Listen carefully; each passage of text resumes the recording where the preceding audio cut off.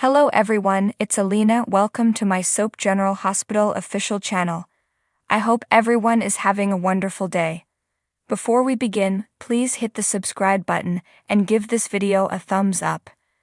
At Deception, Felicia acknowledged to Cody and Maxie that she had crossed the line by getting another DNA test done on Cody and Mac, and she detailed how she'd had it done. She refused to apologize for looking out for her husband, and Cody responded that Mac wasn't the only person involved.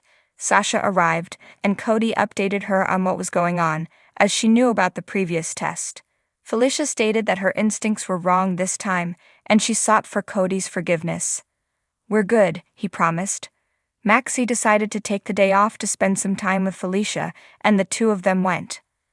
Sasha informed Cody that she'd been tailing Felicia the entire day at home and Hart, and she'd been able to exchange out Cody's hair sample with her own. He admonished her for making herself an accessory to his crime, but she thought it was a little risk after all he'd done for her. He hated lying to everyone, and he blamed himself for having Scott lead him into the WSB lawsuit. She assured that he wasn't alone anymore, and he called Sasha his partner in crime. Maxie and Felicia arrived at BJ's grave, and Felicia set down a bunch of flowers on the grave. Felicia advised BJ to take careful care of Bobby. Maxie believed it was a slight comfort to think of the two together, but it did help. They cried and hugged. Felicia told Maxie that they had their memories to carry them through, and they had each other, which would make it hurt a little less. At Cafe Sherry, Lucy was on the phone, ordering flowers that she knew were out of season, but she urged the florist to find them for Bobby's memorial service. When she was off the phone, Scott appreciated Lucy for wanting to make the service outstanding, even though she and Bobby hadn't been friends. Lucy recognized that she had deserved the hostility from Bobby, but Bobby hadn't been a saint either. After making a pinky vow with Scott that he wouldn't tell anyone, Lucy confessed that she'd been jealous of Bobby. She wondered if they would have been friends if she'd told Bobby that, and Scott believed they would have. Lucy reminded Scott that after the service was done, they had to go back to their plan to marry him off to Tracy. At the Port Charles Grill, Brooke Lynn was trying to discuss about deception statistics with a very distracted Tracy. Just then Martin arrived, and Tracy made a beeline for his table. She demanded to know where Lucy was, as Lucy's assistant had told Tracy about Lucy's lunch date with Martin. He replied that Lucy hadn't been in the mood for a lunch date with news of Bobby's death. He stated that she was preparing the memorial ceremony with Scott. Tracy said that no good could come from Lucy and Scott together. Tracy feared that Martin would go if he understood Lucy's complete tale, and she cautioned that he would be collateral damage of Lucy and Scott. Tracy returned to Brooke Lynn, and she briefly informed Brooke Lynn on Lucy and Scott trying to put one over on me. "If you cross me, I destroy you," Tracy warned, adding that Lucy and Scott will be digging their own graves. Brooke Lynn understood that Tracy missed Luke, and she hoped that everything happening on wouldn't distract Tracy from dealing with her feelings. "What are we working on?"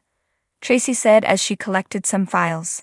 Willow came at Carly's and hugged Jocelyn, who was delighted that Willow was there. She pleasantly greeted Michael, and Jocelyn left to check on Avery and Donna. Willow hugged Michael and conveyed her sympathy. She informed him that she would have visited the night before if he'd called, and she wanted to wait for him to tell the kids together. Michael said that he'd disliked being away from her the night before. He swore to do all he could to make things right, but Willow talked about how badly he'd wounded her. While she indicated she would be there to support his family, she reminded him that she still needed space. She promised to take the kids over for a visit after she got off work, and she left. Jocelyn returned, having heard enough, and she worried what he'd done. He confessed that he'd known about Nina calling the SEC and withholding it from everyone. He explained to a livid Jocelyn why he'd kept it to himself, and he reasoned that she couldn't understand his position. "Haven't you ever lied to protect someone you love?" he questioned her. She told him that while she didn't agree with his decision, it was time for the family to keep together, and she hugged her brother. Sunny was shackled on the table in the interrogation room when Dante entered.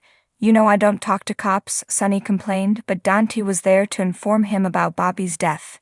Dante stated that he was there for Sunny with everything going on. "You had me arrested," Sunny reminded Dante, who claimed that Sunny had assaulted someone.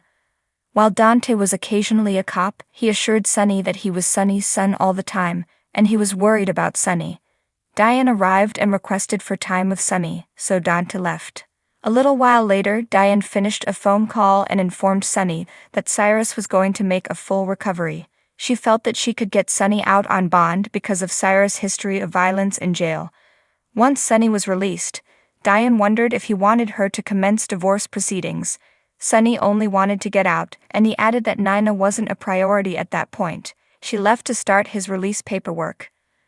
Later, Diane and Dante returned to the interrogation room, and Diane declared Sunny a free man. She urged him to go home, deal with what he needed to deal with, and then phone her so they could circle back to our previous conversation. Diane exited the room, and Sunny emphasized that Dante didn't have to worry about him. They said "I love yous," and Sunny went. When he was gone, Diane requested Dante to watch after his father. Carly sat in Kelly's alone and gazed around while thinking about Bobby.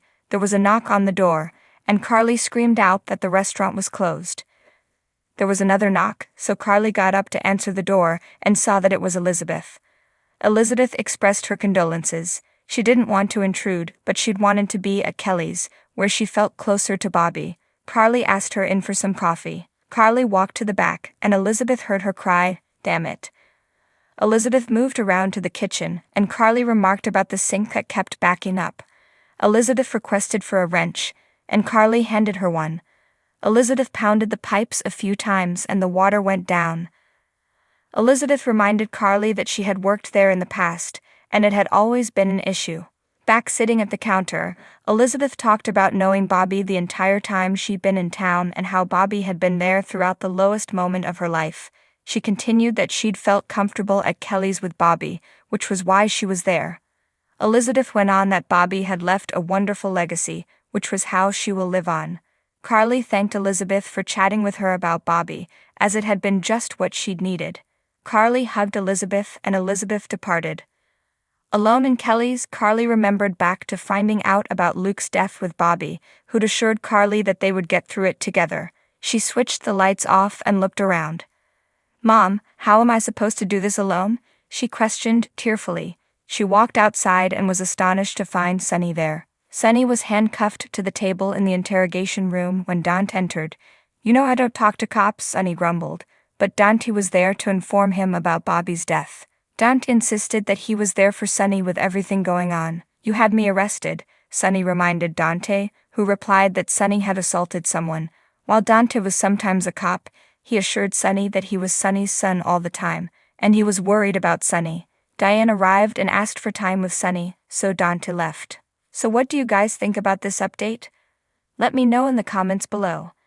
And if you like my videos, please press like and subscribe for more. I'll see you guys next time.